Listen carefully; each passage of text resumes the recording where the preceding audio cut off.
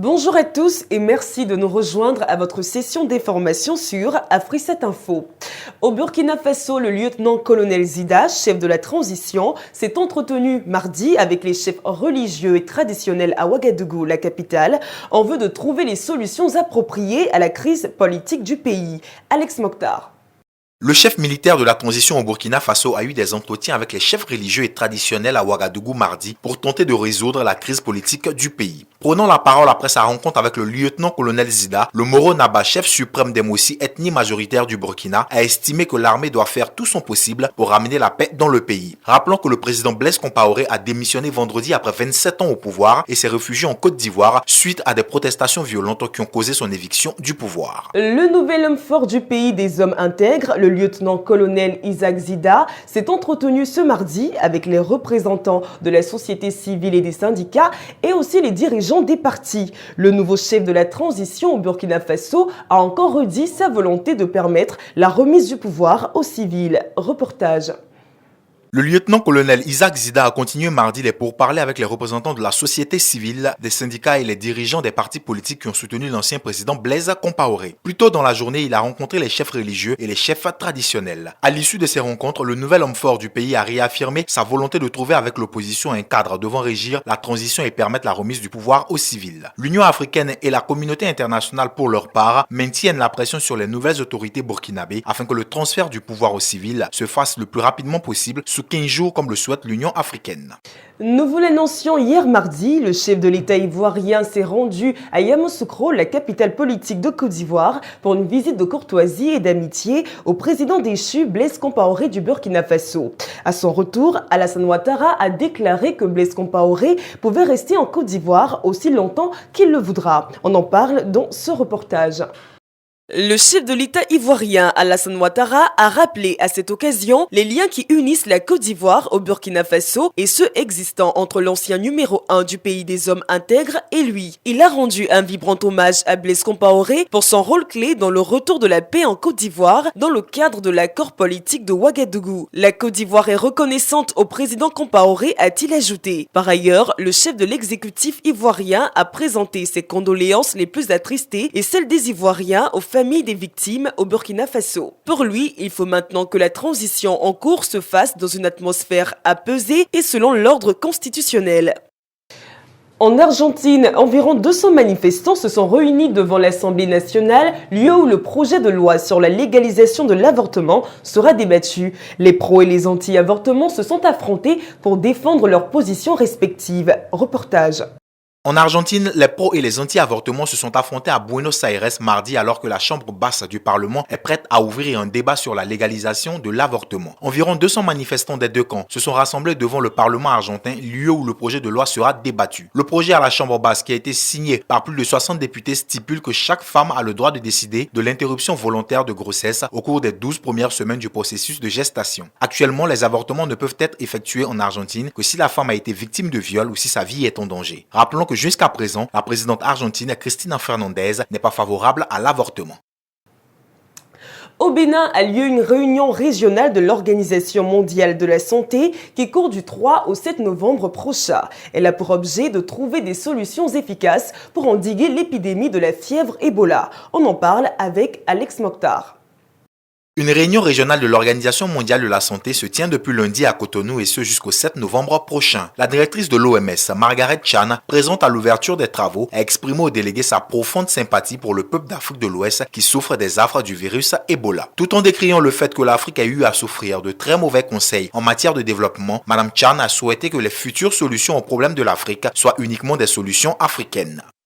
Bonne nouvelle pour la Guinée-Conakry. Selon le professeur Aboubacar Diakité, inspecteur général de la santé et conseiller du président Alpha Condé en matière de lutte contre le virus Ebola, le nombre d'infectés du virus est en légère baisse en Guinée. Alex Mokhtar. Le professeur Aboubakar Diakité, inspecteur général de la santé en Guinée et conseiller du président Alpha Condé en matière de lutte contre le virus Ebola, affirme que le nombre de personnes atteintes par le virus Ebola est en baisse en Guinée, même si cette baisse n'est pas très significative. Le professeur Diakité explique que le défi qui se présente aujourd'hui est de retrouver maintenant la trace de tous ceux qui avaient été en contact avec une personne atteinte du virus Ebola en Guinée. Les commentaires du professeur Diakité font suite à ceux de l'Organisation mondiale de la santé qui affirme que le taux des cas d'Ebola au Libéria, le pays le plus touché par le virus Ebola, semble ralentir. Selon l'OMS, le virus Ebola a tué quelques 5000 personnes à ce jour, principalement à travers la Guinée, le Libéria et la Sierra Leone. Nous vous annoncions la semaine dernière que le CHUV, le centre hospitalier de Lausanne en Suisse, travaillait sur un vaccin contre la fièvre Ebola. Eh bien, les premiers résultats de ce travail sont en phase d'expérimentation sur 120 volontaires. Déjà 8 d'entre eux ont reçu le vaccin test contre Ebola. Alex Mokhtar nous en dit plus. Le centre hospitalier universitaire de Lausanne en Suisse a commencé mardi l'expérimentation des vaccins contre le virus Ebola développé par le groupe pharmaceutique britannique GlaxoSmithKline. Sur les 120 volontaires qui participent à la première phase de l'essai à l'hôpital universitaire de Lausanne, déjà 8 personnes ont déjà reçu l'injection. Notons que les mêmes essais ont également eu lieu au Mali, au Royaume-Uni et aux États-Unis. Les chercheurs à l'origine de ce vaccin test ont déclaré que le vaccin est constitué d'une seule protéine Ebola. Il ne peut donc pas déclencher la maladie, mais pourrait en cas de succès amener l'organisme à produire des anticorps contre le virus. La corrélation des résultats des 4 pays tests sera prise en compte pour le résultat final du test qui devrait être connu en décembre. Si les essais s'avèrent concluants, les zones touchées par le virus Ebola pourraient bénéficier du vaccin d'ici la fin de l'année. En Italie, en dépit de la suppression de la mission italienne de sauvetage en mer, la garde côtière a secouru des migrants ce lundi. Ils provenaient entre autres de la Syrie et de la Libye. Reportage. La garde côtière italienne a continué à répondre aux appels de détresse des migrants en mer lundi, malgré la très médiatisée annonce de la suppression progressive de la mission italienne de sauvetage en mer appelée Mare Nostrum et le lancement de l'opération européenne Triton. Le lundi matin, un remorqueur de la garde côtière est arrivé au port de Pozzallo en Sicile avec à son bord près de 329 migrants secourus, parmi lesquels on note 74 enfants et 26 femmes dont 5 enceintes. Selon un communiqué de la garde côtière italienne, les migrants sont originaires de Libye, de Syrie, d'Égypte, d'Érythrée et du Soudan. Et puis les chefs d'État et de gouvernement membres de la communauté économique des États d'Afrique de l'Ouest se réuniront ce jeudi à Accra, la capitale ghanéenne, pour un sommet extraordinaire de l'institution. Au cœur des échanges, la crise au Burkina Faso et l'épidémie de la fièvre Ebola. L'attaquant brésilien Steve Brandao, évoluant à Bastia, club français, a fait appel de sa suspension pour 6 mois par la Ligue de football professionnel. Cette suspension fait suite à son altercation après le match PSG-Bastia le 16 août dernier. Alex Mokhtar. Suite à son altercation après le match PSG-Bastia le 16 août dernier, l'attaquant Steve Brandao avait été suspendu pour 6 mois par la Ligue de football professionnel. Hier matin, l'international brésilien évoluant à Bastia a été auditionné par la commission disciplinaire de la Fédération française de football. Il fait appel de la décision de la Ligue de football professionnel après le coup de tête administré à Thiago Motta. Son avocat Maître Martin a réaffirmé que le geste de Brandao n'était pas prémédité. Il avait prévu de retrouver Thiago Motta après le match, mais uniquement pour s'expliquer de ses provocations. En l'absence d'ITT, à savoir incapacité temporaire totale, la suspension est de 8 matchs, a ajouté Olivier Martin. Or, nous en sommes déjà à 11 matchs, toutes compétitions confondues. La 4e journée de la Ligue des Champions se poursuit. En lice ce soir, les groupes E, F, G et H. Les contours de ces rencontres avec Alex Mokhtar.